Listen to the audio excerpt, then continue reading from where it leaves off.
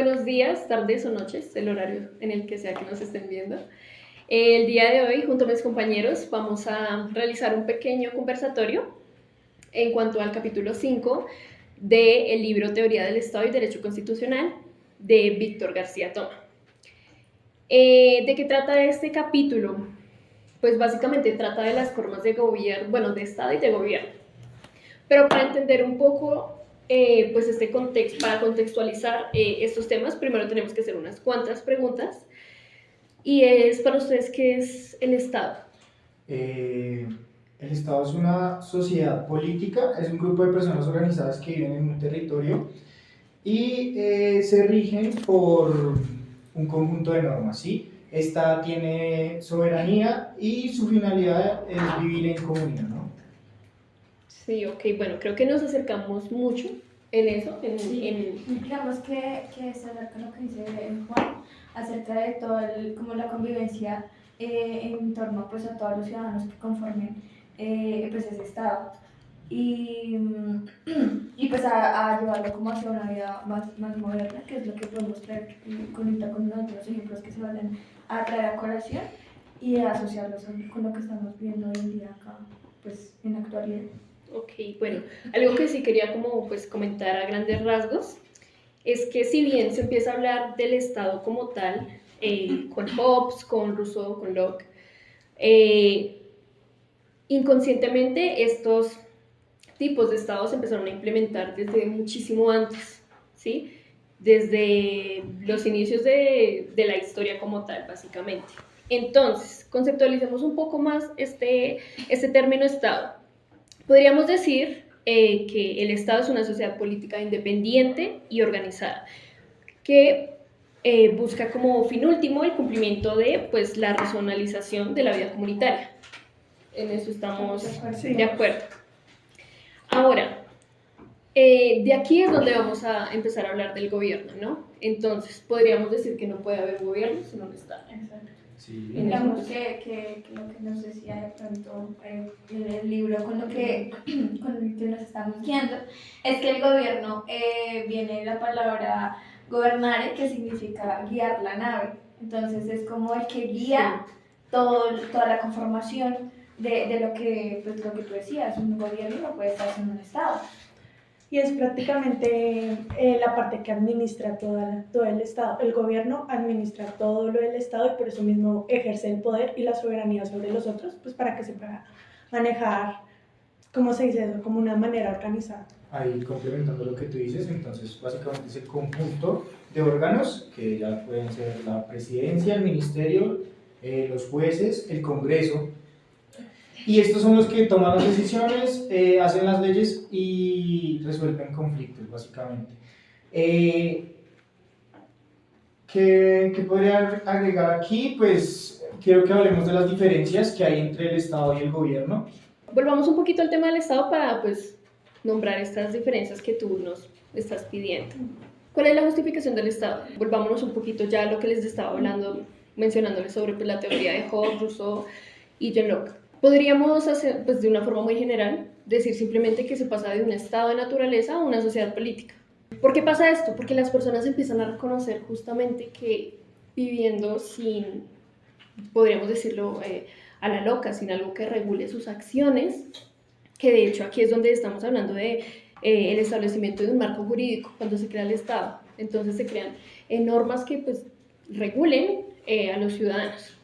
Justamente pues una parte de Hobbes, él habla de que la soberanía es sobre la fuerza más fuerte de todas las fuerzas. Entonces básicamente complementando lo que dice Laura, al estar en un estado de naturaleza que es fuerte, necesitaría una fuerza más fuerte para que pueda controlar a todos y por eso es que se habla del poder y la soberanía. Sí, exacto. Entonces tenemos que el Estado es la comunidad política organizada, soberana y permanente, y el gobierno es el conjunto de órganos que ejercen este poder. Exactamente. Entonces, el Estado es el titular de la soberanía y el gobierno sería el que lo ejerce en nombre del pueblo. Entonces, el Estado abarca a todos los ciudadanos y el gobierno está formado por gobernantes que son integrantes que cambian con el tiempo y pues el Estado sí tiene una existencia continua, es el todo y el gobierno es parte de ese todo. Exactamente. Ya hablamos, digamos que de un aspecto muy general, pero pues es necesario identificar justamente estas formas de Estado, porque no hay una única forma de Estado. Como les mencionaba, esto pues a lo largo del tiempo ha venido cambiando y evolucionando en pues las más comunes o las modernas, que son las que conocemos hoy en día y que se practica en su gran mayoría, podríamos decir. Entonces, tenemos dos principales, el Estado unitario y el Estado complejo. Digamos que de forma muy El general. primero sería el Estado unitario, pero en sentido estricto, ¿no? Ya vamos ahí. Digamos que son dos grupitos grandes, ¿sí? Que tienen características, pues ya digamos que el unitario es como ya, pues como su nombre lo indica, un estado unido. Mientras que el complejo ya se empieza, pues digamos que a dividir Sí, y es ahí es donde... más, ¿cómo se explica eso? En el unitario se trata de que así solo sea una fuerza, esa trate de controlar todo, mientras que en el complejo trata de que cada uno controle sus propias, ¿cómo se dice eso? Como sus propios territorios, por decirlo así. Sí, Exactamente. digamos que el Estado unitario también es como un solo cuerpo. Lo podríamos hacer como un tipo la monarquía, es uno solito. Y pues a partir de él es donde pues existe como una autoridad absoluta. Bueno, pasemos entonces ya a hablar de las divisiones de pues, este Estado unitario. Tenemos tres que son las principales. En sentido estricto, que era la que nos mencionabas tú ahorita, el desconcentrado y el descentralizado. Y aquí cabe aclarar, pues que si bien tienen nombres similares y pues algunas de estas palabras son ambiguas, Sí, son diferentes. son totalmente diferentes. Eso es lo primero a recalcar. Pero bueno, para entender esto un poquito mejor, empecemos a hablar de las características del sentido estricto. Encontramos la monopolización del poder. Recordemos entonces un poquito que cuando estamos hablando del Estado, estamos hablando de un poder absoluto, ¿sí? Sí. Sino, pues, digamos que no metiendo tanto a este gobierno que lo regula. Entonces, sí, en estricto sentido, hay una monopolización y una dependencia jerárquica de orden superior. Complementando eso, este Estado unitario en sentido estricto todo está organizado en forma piramidal, lo que significa que las órdenes se dan desde arriba, que es la cima del gobierno, hacia abajo, que son las autoridades inferiores, ¿cierto? No tiene ¿cómo decirlo? Como una delegación de poder, no la tiene, de funciones ni competencias, o sea, las autoridades inferiores no tienen autonomía ni la capacidad para tomar decisiones por sí mismos, ¿no? Sí, ahí podríamos hablar entonces de pues, la supraordinación y la subordinación. Entonces, siempre, digamos que está la pirámide y la punta, pues Sí. las bases que le siguen a la punta están subordinadas a esa. Digamos Entonces, que ahí se habla específicamente de que como no hay delegación de poder, ellos solo tienen la capacidad de organizar siendo menores al poder central. El poder central tiene toda la soberanía, ellos no dejan el poder a ninguna, ¿cómo se dice eso? Como otra... delegarlo, Sí, como no lo delegarlo. delegan a otra parte, es solo de ellos y le dejan a los otros que simplemente organicen lo que tienen que organizar. bueno, entonces ahora veamos un poquito de algo, bueno, más allá de... No, quería mencionar algo pues antes de terminar ya con ese tema y es que pues este tipo de estado es por lo general más viable para territorios de escasa dimensión.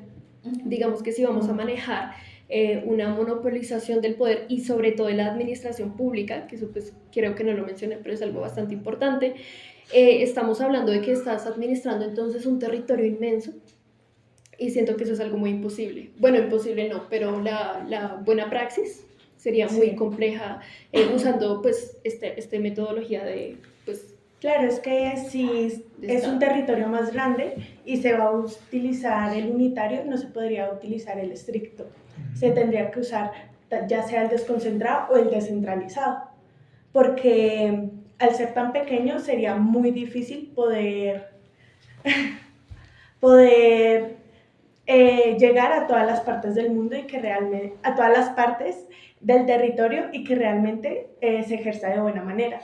Por eso es que es mejor ir a algo más que es el desconcentrado y el descentralizado, que es el que vamos a hablar ahorita. Bueno, quisiera aquí hacer una acotación y es la total ausencia de poder público fuera del gobierno central. Entonces, Jean David y Segundo Linares Quintana, que son autores citados en el texto, nos dicen que fuera del gobierno central no existe ningún tipo de poder público, ni siquiera delegado. Entonces, todo está retenido en el gobierno central, que es básicamente lo que nos mencionan estos dos autores en el texto. Ok, bueno, yo creo que ahora sí ya podemos dar paso pues al segundo, que es el desconcentrado. Características de este. Bueno, podemos hablar de las atribuciones y responsabilidades. Y aquí es cuando vamos a empezar a encontrar una diferencia entre el descentralizado, que es el que vamos a hablar posterior, pero que pues quiero enfocarme bastante en este. Entonces hablamos de atribuciones y responsabilidades. Estas obviamente son en torno a lo administrativo. Y bueno, ¿qué pasa aquí? Tenemos también una pirámide, sigue habiendo una supraordinación y una subordinación, pero ¿qué pasa? La punta de esta pirámide empieza a delegar funciones administrativas a los que le siguen. Sí. ¿Qué pasa aquí? Que si bien le está pues otorgando este tipo de funciones, no son totalmente independientes, ¿sí? Sí. Entonces, lo que les digo, sigue habiendo una subordinación y una dependencia, pues, en cuanto a la cabeza de este Estado. Justamente iba a decir algo parecido a lo que dice Laura, y es que en el desconcentrado, a pesar de que les delegan funciones y responsabilidades, ellos no tienen autonomía de poder tomar decisiones o poder ejercer de diferente manera. Ellos tienen simplemente que cumplir las responsabilidades y funciones que le delega la parte más alta, pero ellos no tienen autonomía ni independencia de poder decir que manejan ciertas partes. Además de que solo es administrativo, no pueden manejar nada político, nada económico y nada de eso, solo administrativo. Entonces es básicamente pues es una distribución interna del poder, lo que ustedes decían, sin perder este control central, ¿cierto?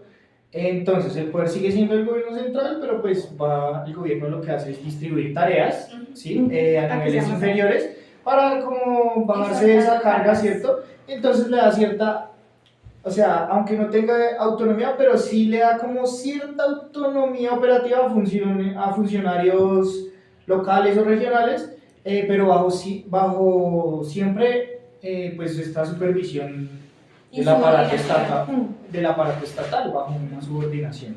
Sí.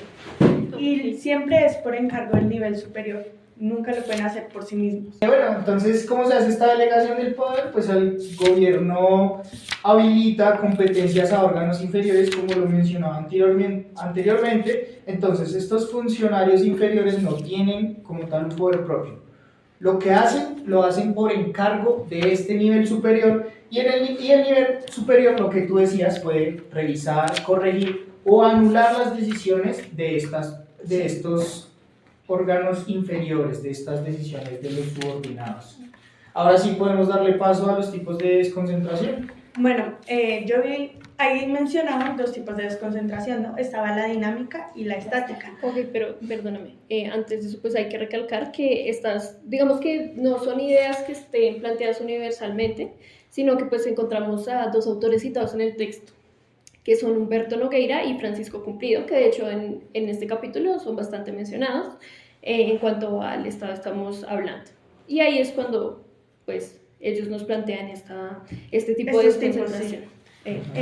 No sé si digamos en la desconcentración dinámica, lo hablo yo, digamos que se trasladan muchas competencias y funciones, pero puede cambiar según las necesidades del territorio o del Estado. Digamos, pueden haber ciertas funciones, pero se pueden ir cambiando según lo que necesiten. Mientras que en la estática son funciones que se le dejan a ciertos operarios o organismos y ahí se quedan, y esas son las funciones que se tienen que cumplir, no las cambian. Okay. Sí, y la desconcentración estática, lo que dice más o menos una autora ahí en el texto que lo citan, que es Yves Prats, no sé si lo vieron, y él dice que más o menos se racionaliza el sistema administrativo O sea, le dan lo que decíamos, las funciones y le otorgan como ciertas oportunidades de participar en el gobierno y hacer parte de decisiones, más no de tomarlas, sino de cumplir esas ciertas como oportunidades o situaciones que les plantean y ellos ejecutarlas, más no tomar la decisión pues de implementarlas. Sí. Exactamente, y ahí es cuando ya vamos empezando a ver las diferencias. Pues siento que esto hay que tenerlo muy en mente para cuando ya pasemos al que es descentralizado, Sí. y ahí es cuando nos vamos a dar cuenta pues de por sí cuáles son estas Las diferencias. Yo le quiero dar paso a las ventajas de la desconcentración. Así básicamente tengo tres en mente, que es primero, acerca el gobierno a la gente. ¿Qué quiere decir esto? Que las decisiones que se puedan tomar más cerca que las decisiones se pueden tomar más cerca del lugar donde esté la gente, ¿sí? Donde ocurren los problemas. La segunda sería como que una descongestión del gobierno central, porque evita que todo tenga que ser decidido por los altos mandos, lo cual sería lento y poco eficiente. Y por último sería hacer más eficiente la administración, porque permite pues una mejor organización y el uso personal público en distintas regiones. Entonces ahora sí podemos darle paso al Estado unitario descentralizado. Sí, claro, y mencionar también que pues ya de por sí se encuentra una diferencia gigante en cuanto al de sentido estricto. O sea, ya podemos darnos cuenta que eso ya no aquí no hay una monopolización de nada. O sea, Sí. aquí ya empezamos Mucha carga. Exactamente. Claro, y es mucho mejor porque es que el estricto se me hace que, o sea, realmente al tener tanta carga el poder central, también no lo hace tan eficiente. Mientras que al solo ser desconcentrado, así sean solo funciones administrativas, hace que funcione mejor, que fluya mejor, así sean las tareas. El delegar tareas hace que el trabajo se reduzca y que sea mejor el resultado al final de todo. Claro. Sí, de los Lo que pasa aquí. objetivos. Exactamente. Bueno, entonces pasemos a hablar del descentralizado, que es de hecho el que utilizamos en pues, nuestra república, acá en Colombia, en nuestro país. ¿Qué pasa aquí? El Estado otorga autonomía total, Sí. Económica, política y administrativa a entes jurídicos de pues, derecho público, que pues, es importante recalcar. Este establecimiento también se da por entidades territoriales a quienes se le otorgan competencias en nombre propio. Aquí ya empezamos a hablar de personalidades jurídicas, ya no estamos hablando de un solo ente monopolizador como en el estricto sentido, o de tareas que se otorgan, pero que sin embargo no hay una independencia o autonomía total. Entonces es lo que nos dice básicamente el artículo 1 de la Constitución. Exactamente. Que es descentralizado con autoridad en sus entidades territoriales. A esto se refiere el Estado unitario descentralizado, que bueno, gracias al profesor César Fernando me toca aprenderme los artículos de memoria porque hace días algo. Bueno, ¿te lo sabes de memoria? Para que nos lo digas. Porque a propósito de esto quería mencionarlo. Que Colombia es un Estado social de derecho, nombrada como República Unitaria Descentralizada. Vamos a citar textualmente la Constitución Política. Entonces, artículo primero. Colombia es un Estado social de derecho organizado en forma de república unitaria, descentralizada con autonomía de sus entidades territoriales, democrática, participativa y pluralista, fundada en el respeto de la dignidad humana, en el trabajo y la solidaridad de las personas que la integran y en la prevalencia del interés general. También aclarando que la república también la vamos a tocar más adelante, entonces vamos a tocar todo. Y algo que pues se mencionaba también en el texto es que puede tener una serie de confusión en el tema de la definición, ya que a veces piensan que por tener personalidad jurídica propia o tener autonomía política y económica es más independiente, pero siguen siendo uno solo y sigue teniendo soberanía el poder central. No son independientes de cada uno no tiene su soberanía, la tiene la central. Ellos tienen autonomía y personalidad jurídica, más no la soberanía. Exactamente, y también recalcando esto que estamos hablando en cuanto al ejercicio del poder, porque, pues, en cuanto a lo administrativo, ¿sí? Porque si ya vamos a hablar de soberanía, tenemos todos, creo que muy en claro que es el pueblo quien tiene la soberanía. Sí. Sí. Entonces, solamente quería recalcar eso. Ok. Artículo 3 de la Constitución. Gracias, profesor César, eres un amor. Gracias, profe. Continuando, hablando de este gobierno, de este Estado unitario, acá empezamos a hablar de gobiernos, ¿sí? Sin embargo, no se confunden porque no son lo mismo. El gobierno central solo ejerce control y protección política ante los actos efectuados por ellos, ¿ok? Sí. Bueno, aquí se empieza a encontrar una traslación de poder y de capacidades, pues estas entidades que hemos mencionado anteriormente, pues para mejorar aún más esta administración. Tengamos en cuenta que pues justamente como lo mencionamos ahorita, cuando tenemos un territorio bastante amplio, se hace más necesario el control político, pues digamos que más específico. Y es aquí donde empezamos a hallar pues ese control político administrativo en esta presentación específica. Digamos que también podemos hablar de que a pesar de que el gobierno central pues es jerárquicamente el mayor, él no puede intervenir en las decisiones que tomen los organismos autónomos. O sea, él puede tutelar porque hay fallas, él puede supervisar y él puede intervenir y puede, pues sí, tutelar y eso, pero él no puede intervenir. O sea, él no puede decir que porque a él no le parezca, él simplemente va a intervenir y él toma esa decisión. Eso lo hacen los organismos autónomos. Él simplemente supervisa y si algo está mal, tutela para que se cambie. Pero no puede, digamos, hacer solo uso. Sí, digamos que ahí vemos la diferencia entre el gobierno desconcentrado y el Estado, sí. Descentralizado. Descentralizado. Entonces digamos que en el texto había otro autor que pues nos pone ejemplos y siento que es más clarito por poderlo entender de esta manera, y es el autor Sanabria.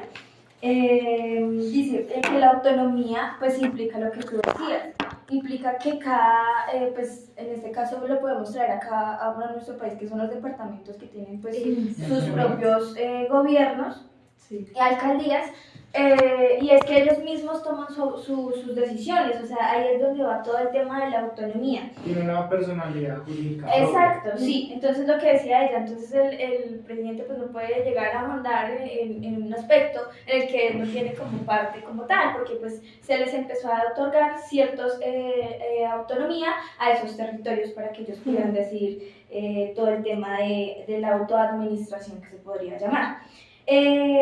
Siempre también dependiendo de una posición jerárquica, que es teniendo presente que también está el ente supremo, Sí, en este caso pues para nosotros lo rige es el presidente.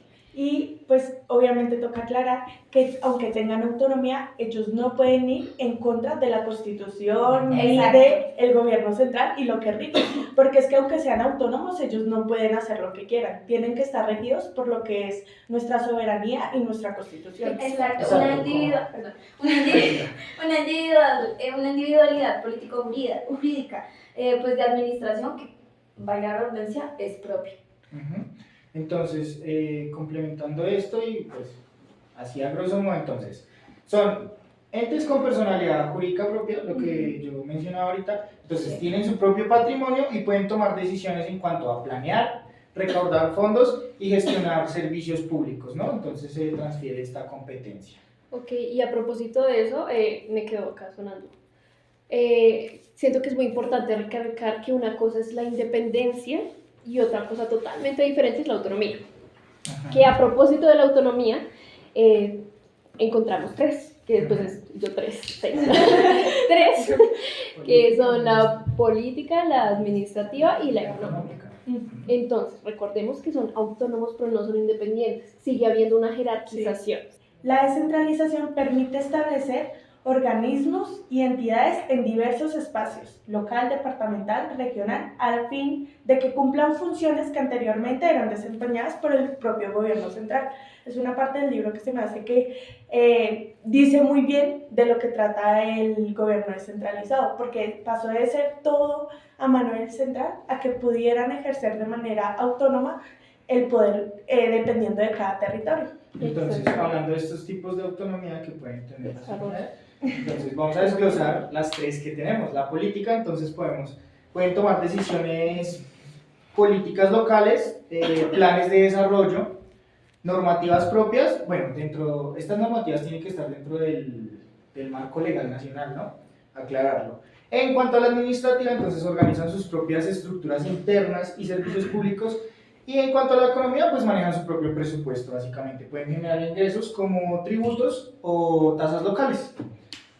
Sí, digamos que a muy grandes rasgos esto podríamos definirlo en el microgobierno, básicamente. Sí. Sí, una forma de control administrativa pequeña, ¿sí? Como para territorios específicos.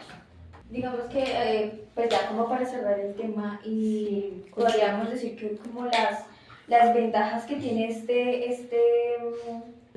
como este tipo de Estado es que promueve la calidad de vida de los ciudadanos, porque no es solo un gobierno para una sola población, sino está focalizado. También pues así aumenta la riqueza de la nación, porque pues cada territorio va a tener como su apartado, y asimismo pueden crecer estos recursos económicos para la nación. Una distribución equitativa. También se puede hablar de que al estar así repartidos también disminuyen los conflictos, porque se está viendo según las necesidades de cada territorio, porque no todos somos iguales, no se puede manejar desde una manera central unitaria sin descentralizarlo. Entonces esto hace que haya menos conflictos y pues como mencionábamos anteriormente también menos congestión. Ustedes mencionaban un término aquí, y es que tutela, ¿sí? El significado de tutela es que el gobierno central vigila desde lejos para asegurarse de que las entidades descentralizadas actúen dentro de la ley y pues protejan lo que viene siendo el interés general, básicamente eso. Exactamente. Bueno, eso fue a muy grandes rasgos, porque en realidad pues también conlleva muchas otras cosas, pero que pues por tiempo ya vamos a dejar. Entonces aquí es donde pasamos al estado complejo. También encontramos pues 3 formas de espera. estado. Encontré un punto también para agregar, y es que los organismos inferiores, por decirlo así, ellos actúan con propias decisiones, pero en nombre propio. Ellos no actúan diciendo que fue por el gobierno central. Ellos actúan en nombre de ese departamento, en nombre de esa alcaldía, y no pueden decir que fue decisión de otros, sino de ellos. Por eso mismo, al manejar la autonomía, se puede saber que si algo se hizo mal, fue de esta parte. Adquieren esa responsabilidad. Adquieren la responsabilidad de una vez. Antes de pasar al estado complejo, si tengo entendido que esto lo van a ver otras personas, ¿no? Si es así, se pueden preguntar, bueno, entonces tenemos que, quiero hacer una comparación rápida entre qué es desconcentración y qué es descentralización. Sí. Entonces, en cuanto a su naturaleza, la desconcentración en cuanto a autonomía, perdón, la desconcentración no tiene autonomía, la descentralización sí. En cuanto a la jerarquía, la desconcentración es una subordinación total y la descentralización es una coordinación. Ahí es cuando yo les menciono lo de la tutela, es una tutela excepcional. En creación de nuevos entes, la desconcentración no la tiene, la descentralización sí. En cuanto a la personalidad jurídica, la desconcentración no la tiene, la descentralización sí. En el ejercicio de sus funciones, en la desconcentración son delegadas por encargo y en la descentralización son propias, o sea, por transferencia. Y un ejemplo de esto, entonces en la desconcentración tenemos es la oficina regional de un ministerio, y de la descentralización lo que tenemos aquí en Colombia, que son gobiernos regionales o municipales. Bueno, ahora sí pasamos al estado complejo para pues ya empezar a finalizar este apartado de estado y empezar a hablar un poco más del gobierno, que es aquí donde se empieza a complicar un poquito más, pero pues sí, es necesario también saberlo. Y creo que a propósito de esta conversatoria, es muy importante en general pues conocer de qué estamos hablando cuando estamos hablando de estado y de gobierno, en cuanto a posición de ciudadano, de estudiante de derecho, en general, Ciudadano como tal. Ciudadano como tal, siento que es muy importante, pues para también conocer qué es lo que está pasando a tu alrededor, por qué pasa y por qué está pasando de esa forma. ¿Qué es el estado complejo? Son diferentes estados con, bueno, organizaciones político-jurídicas que es una colectividad divisible. Entonces ellos se unen entre sí pues para ciertos fines. Son estados totalmente independientes, pero que pues, eso ya lo vamos a ir desarrollando poco a poco. Encontramos tres principales: las confederaciones, el Estado federal y el Estado libre asociado. Totalmente diferentes Entre sí, claro. entre sí, son totalmente diferentes, pero sí tienen bastante cosas en común, entonces pues acá la idea es no confundirlos. Bueno, entonces la confederación es, digámoslo así, la unión de estados soberanos que cooperan en ciertos asuntos sin renunciar a la soberanía que poseen. Está basada en el derecho internacional público y se forma mediante un pacto confederativo y sus decisiones afectan directamente solo a los estados, no a los ciudadanos. Digamos que eso habla es por lo que al ser independientes y al tener su propia soberanía cada uno, se unen es externamente, por eso no tienen ninguna constitución ni tienen nada de eso, se unen es por tratados, porque todas las decisiones que afectan son los temas que ellos tratan, valga la redundancia, perdón, en los tratados. Más no a la población en sí, porque de eso se encarga la soberanía de cada estado. Exactamente, a propósito de eso, pues son estados independientes, ¿sí? Ujú. Simplemente se unen entre ellos para materias políticas determinadas, como pueden ser relaciones exteriores, de defensa, Comercio exterior. régimen aduanero, Digamos que- exactamente. Digamos que esto, ya para cerrar también, digamos que esto también lo hacen para que, como son de pronto estados que pues son pequeños, para no desaparecer, por decirlo así, lo que es el AU, se unen mancomunadamente para así crear un bien común, pues en relaciones políticas, como lo decía ella. Bueno, quisiera hablar de los ejemplos históricos. El más sonado, pues tenemos la Confederación de los Estados Unidos de 1777, que existió antes de adoptar su constitución actual, ¿no? Además, también se puede hablar de que, digamos, de la confederación, ellos pueden, ¿cómo se dice eso? Como salirse sin Voluntariamente. decirlo antes, sí, libremente. Ellos Sí. pueden decir que se salen del tratado libremente. Ellos no tienen que pasar por un proceso como si fueran un estado y se fueran a separar, o si estuvieran haciendo una guerra para separarse, nada de eso. Simplemente salen del tratado y ya, porque son pues independientes. Y ya hablando un poco de pues, mecanismos de control de esto, pues sí, creo que es importante mencionar que justamente estos ¿cómo podríamos decirlo? ¿Tratados? Sí, Bueno, Como sí, estas asociaciones. estas asociaciones pues tienen la posibilidad de establecer ya sea parlamentos o asambleas que regulen pues esta materia como tal. Quería pues mencionarlo. Y bueno, la clasificación de las confederaciones. Sí, a eso íbamos. Que tenemos la unión personal, que es el mismo jefe de Estado. Normalmente es un monarca, gobierna sobre 2 o más estados, independientemente, pues por coincidencia, ¿sí? Sucesoria. Bueno, sí. Digamos que pues en el texto hablaban de varios y un ejemplo, digamos, es que si un gobernante de un país se casó con otro gobernante de otro país, el sucesor pasa a manejar los dos. O si le pasaron el poder a una persona que ya tenía el poder de otro, procede a manejar los dos. La diferencia con este de unión personal es que este es temporal y es por accidente. No fue planeado ni premeditado. Exacto, es unión accidental y temporal. Y que a propósito pasa mucho en las monarquías, que veremos más adelante. Eso, justamente por las sucesiones. exactamente. Es más que todo por eso que pasa. Mencionado ahorita. Y ya en cuanto a la orgánica, pues bueno, son 2 o más estados que se unen por medio de tratados internacionales voluntariamente. Sí, no es como que Pasó. no tocó. No, es Fue totalmente organizado. bueno, y pasemos ahora al Estado federal, que tenemos un gran ejemplo de esto con los Estados Unidos de América. Sí, Entonces creo que para nosotros va a ser muy fácil entender. Son comunidades políticas que deciden asociarse para constituir entre todas una organización política, ¿ok? Ya pues digamos que más grande, superior y pues representativa. Digamos que esta lo que busca es, su objetivo es alcanzar las metas tanto de ellas y pues los objetivos comunes que tengan. Exactamente. Y que además una diferencia grandísima que hay desde el principio con la Confederación es que esta sí tiene una constitución para todos los estados. Estos no se manejan por tratado ni tienen su propia soberanía tampoco. Tienen una propia constitución y tienen un sistema federal que ese es el que maneja la soberanía, pero sí son independientes uno del otro. Entonces tenemos las características principales. Es una asociación voluntaria de comunidades políticas soberanas. Tenemos una existencia de un poder central que asume la soberanía general.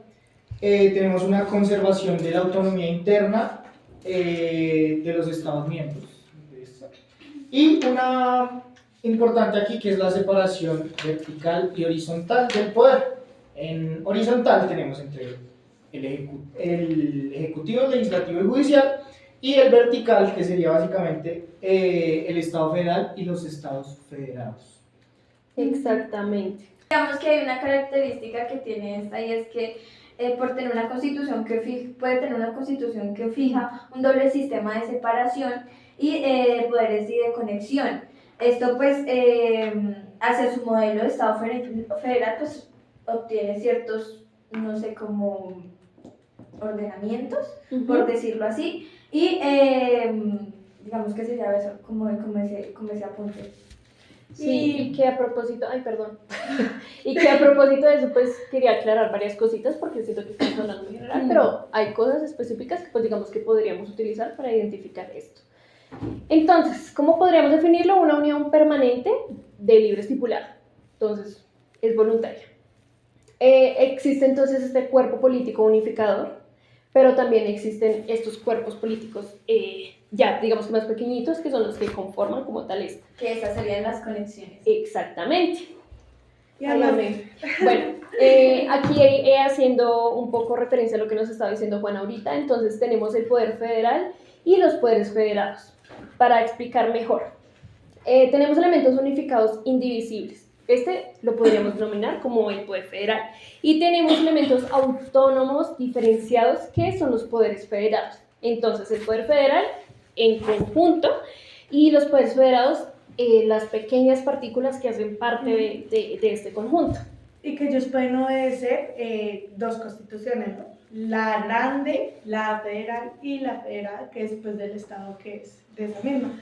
Y pues obviamente la federal no puede ir en contra de la grande, la federal. Entonces yo quisiera darle paso a estos elementos estructurales, pero según los autores de Del este texto, que son citados. 4 autores. Entonces el primero es Pablo Lucas Verdú, que nos dice lo que yo les decía anteriormente, valga la redundancia. El Estado federal tiene una doble estructura organizativa, órganos federales y federados. Se apoyan dos elementos clave que son la población y el territorio. Tenemos a Nicolás Pérez Serrano, que es el siguiente autor, y es que él nos decía que es una unión permanente basada en el acuerdo libre y con fines comunes. Rodrigo Borja nos dice que el federalismo es una unidad dialéctica entre unidad y diversidad, y también nos dice que responde a las necesidades en defensa común y en conversación de entidades locales. Manuel García Pelayo destaca lo que es la coexistencia y conexión entre relaciones de subordinación, supraordinación, coordinación y inordinación. Okay, sí. Y a propósito también, cabe recalcar, haciendo también un poco eco a lo que tú estabas mencionando ahorita, que creo que es muy importante resaltar, y es que, pues, tú misma lo dijiste, existe una constitución general y existe unas constituciones de cada estado. Entonces, es muy importante recalcar, porque digamos que también hay algunas confusiones en algunas personas que, bueno, entonces, si esto lo dice la constitución grande y lo contrario lo dice la constitución pequeña, ¿a quién le hago caso? Cuando estos casos existen, que no existen porque, pues por lo que No les voy a pueden ir explicar. en contra. Constitucionalidad. Exactamente. ¿Qué pasa acá? Pues estas constituciones tienen que ser coherentes y respetar pues lo que es esta constitución grande, que es pues el documento político de asociación, podríamos definirlo así, creo yo. No sé si ahora toquemos lo que decíamos de la coordinación, supraordinación y inordinación. Digamos eso que también es yo muy tengo importante. acá una parte específica del libro que dice, estas hacen referencia a la distribución de competencias establecidas constitucionalmente, ya sea de manera taxativa o residual. O sea, esta parte hace forma de cómo se van a distribuir cada función. Esto puede ser taxativa, que en la Constitución dice, este va a organizar esto y este va a organizar esto.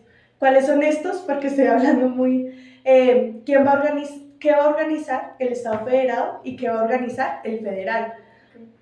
Entonces puede ser taxativo, que dice, van a manejar estos temas los federados y el federal, digamos. O puede ser residual, que es que no está dentro de la Constitución específico las funciones que dice. O sea, puede decir, el federal va a manejar estos temas. Entonces quedan los residuos del resto de temas. El resto de temas los van a manejar los federados.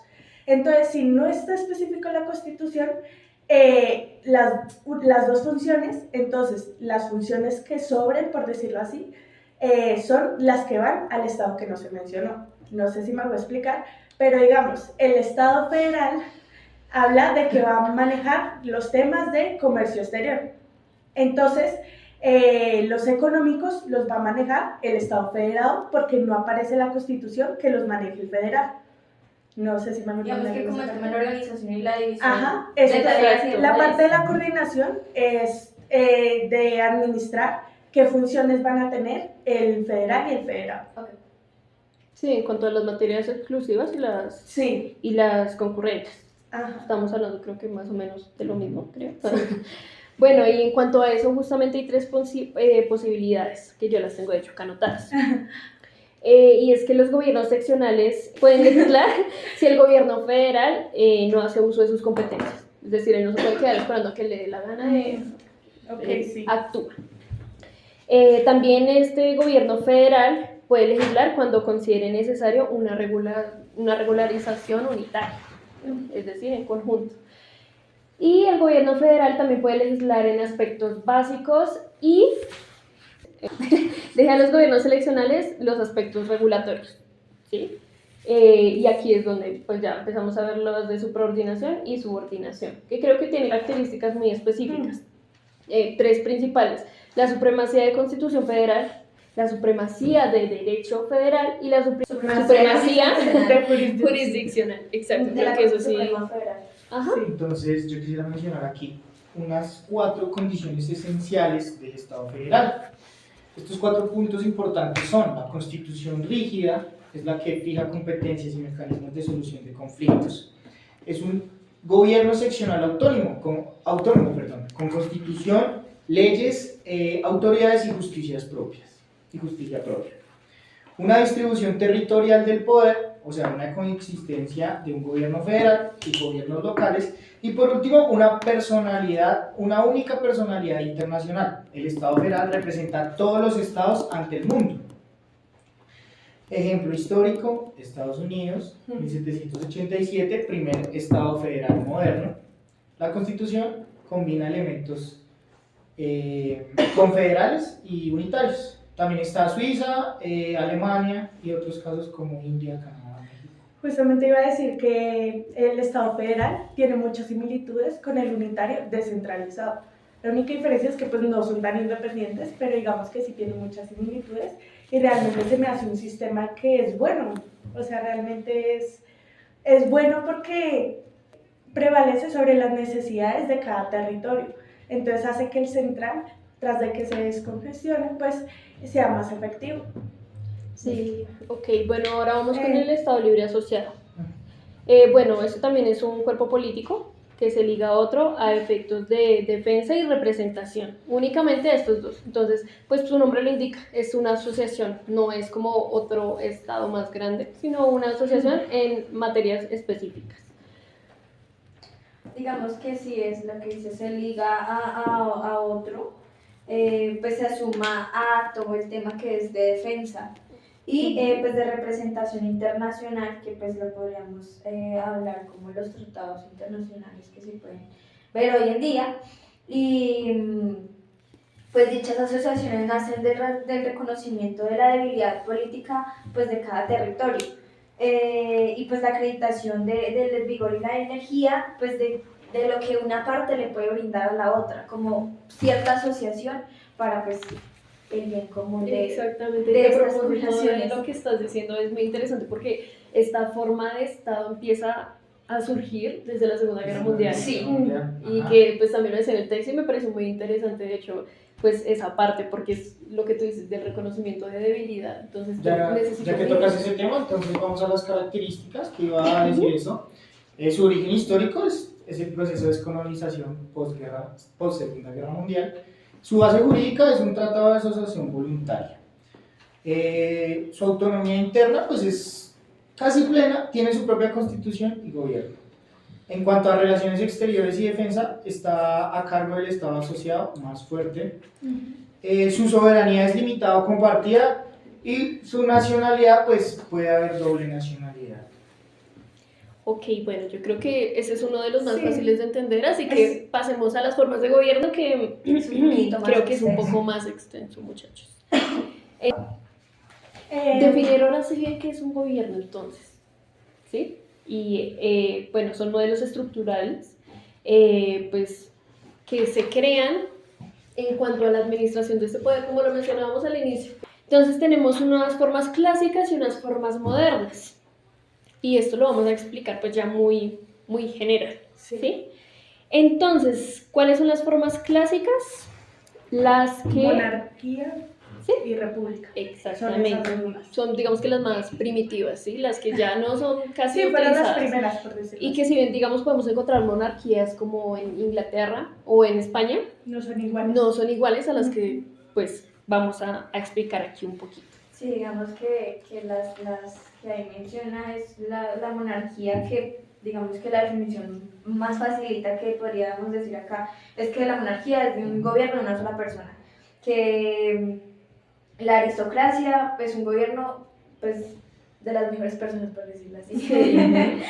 Y la democracia pues es un gobierno en el que pues lo podemos asociar como acá el país de nosotros, Colombia, que salimos y hacemos nuestro voto popular y los que lo decidimos somos la sociedad.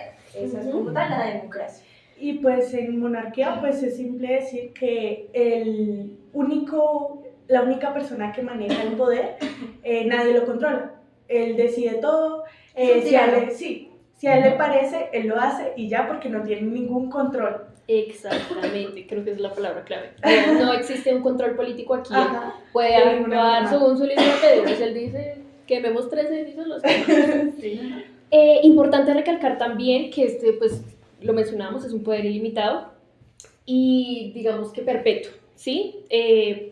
Lo que tú decías, no recuerdo la palabra que lo dijiste, que como de las mejores personas, creo A que la era. aristocracia. Sí, la aristocracia. Exactamente, entonces tenemos este poder que es emanado de la ley sucesoria, es de carácter hereditario, entonces lo que tú mencionabas, no puedes votar, o sea, ya, Sí. primogénito, reino. Básicamente, monarquía, solo uno.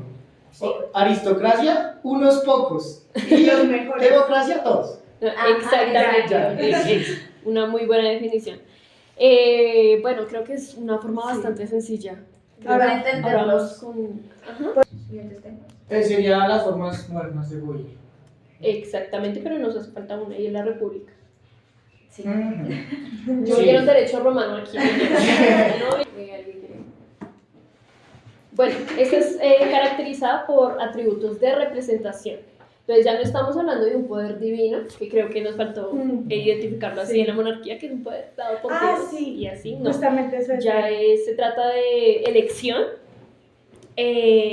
sí, alternancia y responsabilidad, pero esta elección no es como ahorita, como nuestra democracia, no, allá solamente los que tenían cierta posición económica, cierto patrimonio eran los que podían elegir, o sea, no Sí, cualquier claro. persona, y tengamos en cuenta también que este es un Los momento patricios, lo histórico, podemos asociar. exactamente, lo podemos asociar mucho al derecho romano, Claro. Cristiano.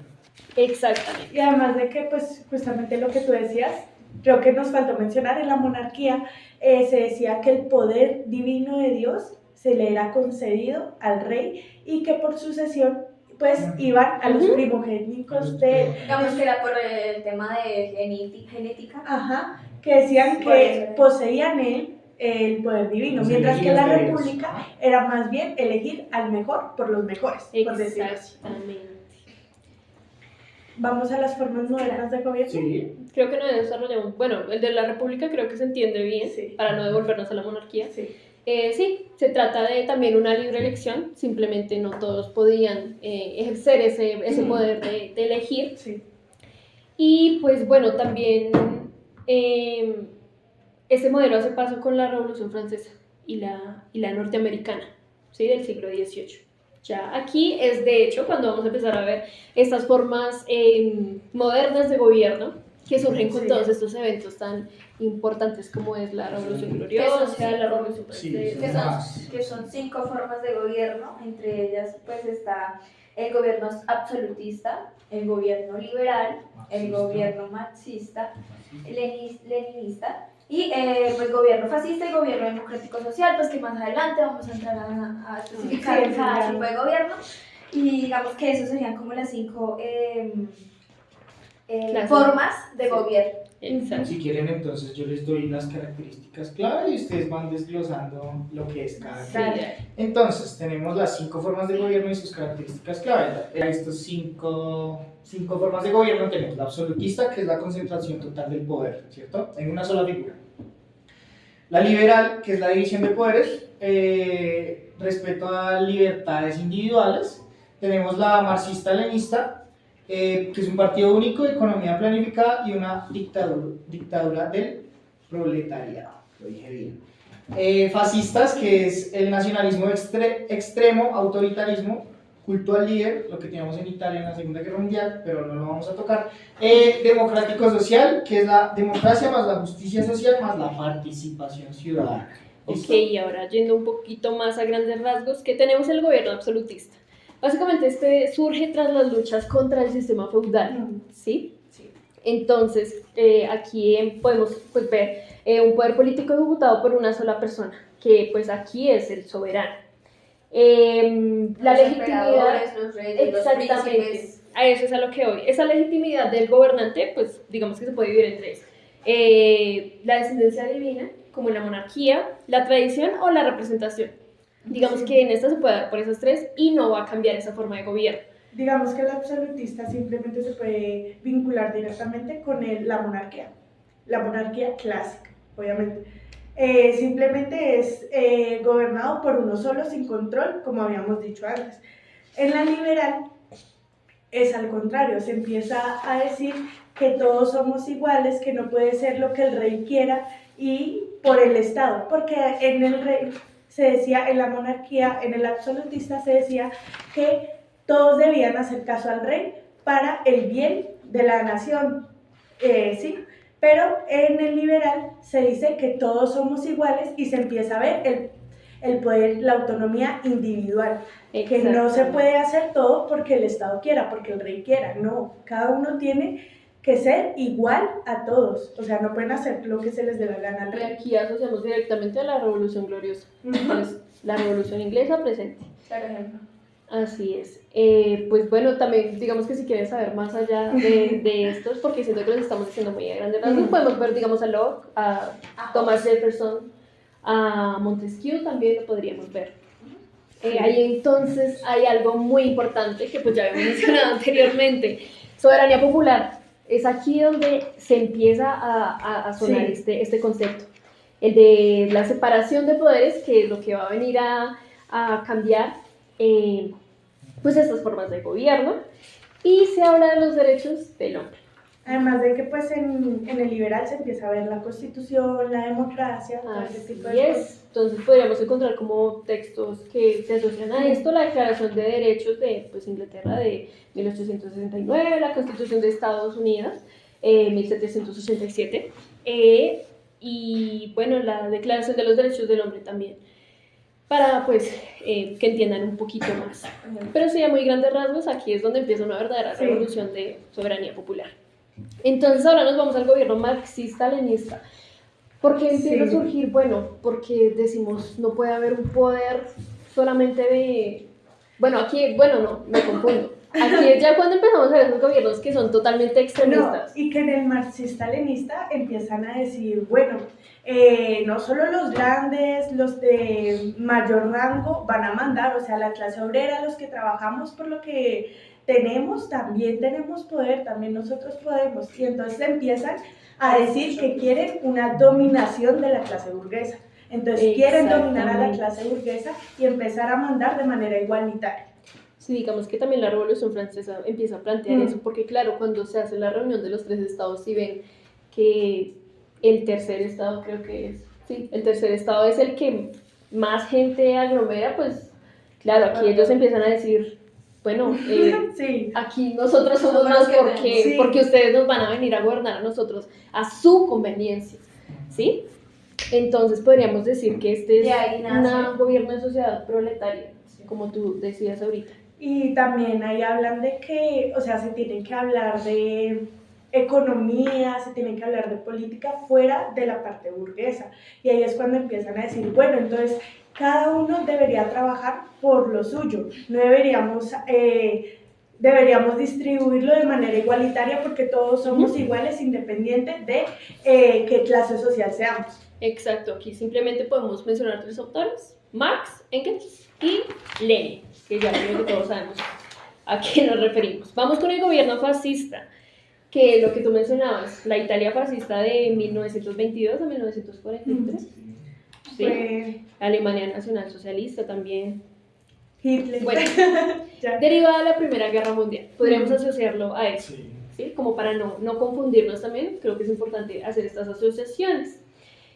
Características, pues fácil. Ideología política de forma, ¿cómo podríamos decirlo?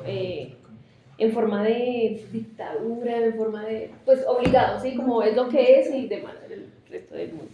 Sí, digamos que ahí es donde pues también se expone no sé, como la desesperación de las capas de las clases medias y de las clases medias y de las clases ¿Altas? sí, más o menos, Mm. no altas sino, no sé, superiores, pues temerosas de la politización, de lo que, digamos, mencionabas tú, Sí. de que temían de que la sociedad, de que como eran más, pues llegaran hacia el poder, digamos que eso es más o menos que a grandes rasgos del fascista. Y que suele ser muy extremo, o sea, Rígido, se empieza a volver parecido al totalitario, al absolutista. Entonces, nosotros debemos mandar y nosotros hacemos esto y así es como debe ser y todo en pro del Estado, así que no se pueden ir en contra del Estado. digamos que ahí se manifiesta en paramilitarismo más o menos. ¿Y qué De podríamos- ideologías nacionalistas. Sí. Solo el poder Exactamente. lo tienen ellos y se salvaguarda Sí, del ejército. son factores sociales que favorecen a su aparición. Entonces, digamos, el gobierno fascista surge básicamente respuesta a la humillación nacional que sufre tras la Primera Guerra Mundial, ¿no? Y que a propósito de eso, creo que ya hablando de derecho constitucional, hay una supresión horrible y evidente en cuanto a los derechos y garantías del pueblo. O sea, es un gobierno omnipotente. Sí, creo que esa es la palabra, omnipotente, que en realidad no le importa al pueblo, sino la nación como tal. La Sí. Su agresividad. representación, su Justamente, imagen ante los demás y poderío sobre todo.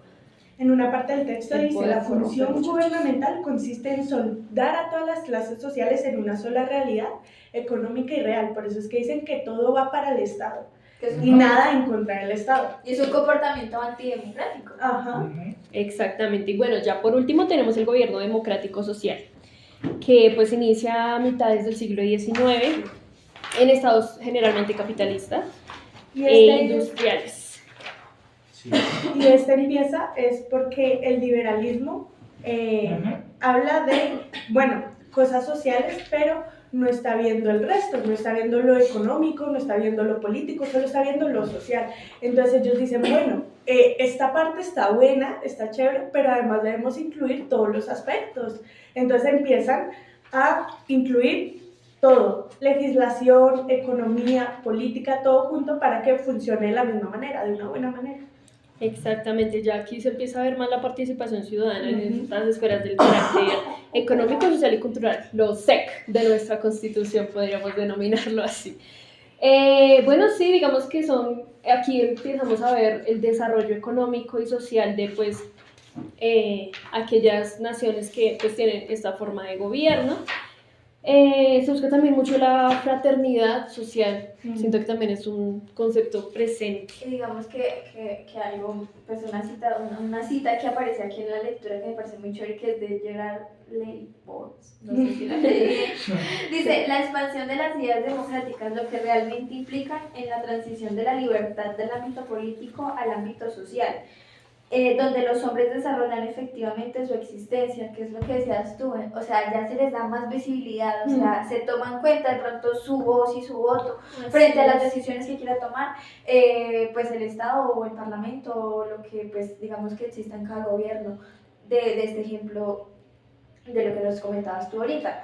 Digamos que eso es, digamos que esa frase es como un resumen más claro de lo que es Sí. Este tipo democrático de social. gobierno. Básicamente tienen unos principios rectores, que Sí. es la solidaridad y fraternidad social, la democracia y la justicia social, la razonabilidad e integración social y la equidad e igualdad real. Esos Y son los que principios sí, rectores. de hecho siento que es la más concorde porque pues al final siento que un país no es solamente el territorio, no es solamente el poder, sino pues es su pueblo y siento que es importante proteger pues al mismo, ¿sí? y escucharlo más que todo. Exactamente.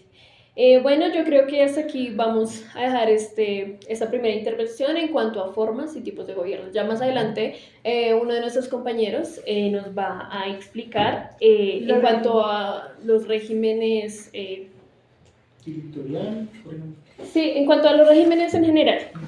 ¿Los podemos regímenes mencionar? políticos. Los regímenes políticos, el gobierno de asamblea, el gobierno directorial, el gobierno parlamentario, el gobierno presidencial, el gobierno mixto o compuesto y el gobierno sultanático. Sí, digamos que Sultanático. podríamos... Sultanático. Digamos que podríamos decir que estas son las formas de la conformación y relación entre los órganos del poder y pues el poder político. ¿Sí? Creo que estos son muy grandes rasgos. Eso, muchas gracias por habernos escuchado y esperamos que la intervención a continuación, pues nada, complemente un más poco adecuada. más Y les guste. y les guste y complemente un poco más pues estos temas en general. Darle un cierre, básicamente. A continuación, aquí dejamos a nuestro compañero Hablando Camilo hablando respecto a esto. En este capítulo tenemos 6 regímenes, que está pues, el gobierno de asamblea, el gobierno directorial, el parlamentario, el presidencial, el mixto compuesto y está el sultanático, que ese sí nunca me lo logré guardar muy bien acá. Sin embargo, pues bueno, vamos a hablar más que todo sobre estos regímenes, ¿vale? Bueno, Juanpa, pues hablemos sobre el primero, que es el gobierno de asamblea. Es más que todo como imaginarnos un país donde pues el parlamento lo decide todo, ¿sí? O sea, no hay un presidente ni un primer ministro de estado porque pues obviamente ellos no son como tal independientes, ¿sí? Entonces, acá pues podemos pensar que pues es una asamblea que gobierna el parlamento. Exactamente, así como lo hablas, es cuando todo el poder está concentrado en una sola institución, la cual sería el Congreso. Exactamente, entonces serían varias personas tomando una decisión y no hay, digamos, como que por más cargos que haya, no hay una sola persona que tome una decisión, ¿vale? Entonces, listo, podemos hablar también sobre pues, el gobierno directorial, que más que todo es ahora pensar en un gobierno que pues no tiene un solo jefe de Estado, ni un presidente, ni un primer ministro, es más que todo pues un directorio que está en manos de un grupo de personas, que esas personas pues ya toman las decisiones ejecutivas y pues las toman de una manera colegiada. Claro, tenemos el ejemplo de cómo funcionó Uruguay durante un tiempo. Sí, exactamente. Eso es un régimen directorial. Uruguay en su tiempo también tuvo un parlamento que funcionó, digamos, de esta manera, que era un grupo de personas pues tomando decisiones ejecutivas sobre el país. Entonces, hablemos ahora sobre el gobierno parlamentario. En este modelo, el gobierno, el que tiene el poder en este gobierno, lo tiene pues es el parlamento. De allí sale pues más que todo pues el primer ministro, sí, que gobierna mientras conserve la confianza del resto de personas. ¿Cuál sería el jefe de Estado? Puede ser el rey o un presidente, pero pues con sus funciones simbólicas. Sí, claro, digamos que eso sería más que todo es en el Reino Unido, que es más que todo como pues eso mismo, que se mantiene la persona gobernando mientras tenga la confianza de, digamos, todo este grupo de personas que, digamos, están metidas dentro de la política como tal. Listo, Juanjo, entonces hablemos sobre el gobierno presidencial. El gobierno presidencial se basa en qué? En que el presidente es la figura central de absolutamente todo, ¿sí? El presidente es jefe de Estado y jefe de gobierno, ¿sí? Él es seleccionado de manera completamente libre, en unas elecciones libres, por la ciudadanía. Y él tiene, digamos, como que no cierta libertad, pero sí cierta independencia en el Congreso. Claro, y así como tú me cuentas, tenemos a Estados Unidos, un mandato que se encuentra sin división de poderes. Exactamente, ese es, digamos, que el más claro ejemplo que podemos tener para este tipo de gobierno. Sin embargo, esto también se presenta pues, en más países. Hablemos entonces ahora sobre el gobierno mixto o el gobierno compuesto. Este gobierno se basa en que tenemos explicado de la mejor manera la combinación del parlamentarismo y el presidencialismo, porque en este gobierno tenemos a un presidente bastante fuerte. Pero acuérdate que también hay un primer ministro que tiene el apoyo del Parlamento, como podemos ver es Francia. Exactamente, Francia pues digamos que es como uno de los ejemplos también más claros para este tipo de gobierno. ¿Por qué? Porque entonces digamos tenemos el presidente que toma ciertas decisiones sin ningún tipo de ayuda, pero pues también tenemos al primer ministro, que es el que se apoya en el Congreso para tomar una decisión y ver qué es lo mejor para el país o para la ciudadanía como tal. Listo, pues entonces hablemos sobre el gobierno sultanático.